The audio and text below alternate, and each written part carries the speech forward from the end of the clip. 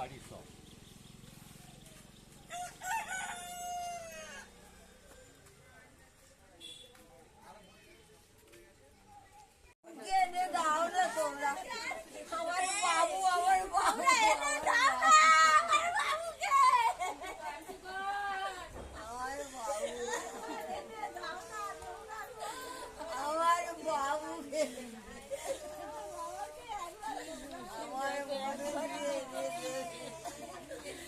রাত্রে একটা অনুষ্ঠানে গিয়েছিল, সেখান থেকে ফেরার পথে একটা কালী পুজো ছিল, সেখানে কালী পুজো দেখে ফিরছিল আর কি।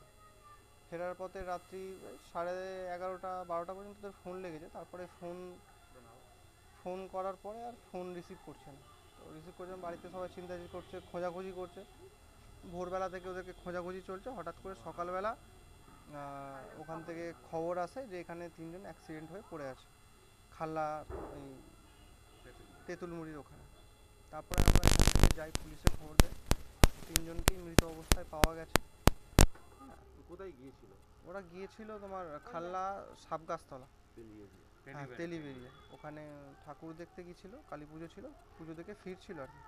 ফেরার পথেই দুর্ঘটনাটা হয়েছে। গভীর রাতেই ঘটনাটা ঘটেছে? হ্যাঁ, ওই 12টা নাগাদ ঘটনাটা। জানতে পারলে কখন? আমরা জানতে পেরেছি ওই সকালবেলা 7টা-7:30 নাগাদ, 7টা নাগাদ জানতে পেরেছি।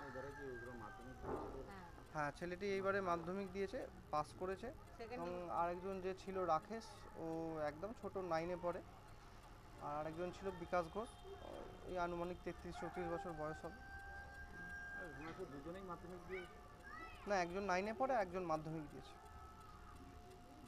আপনার নাম? আমার নাম বাপ্পা।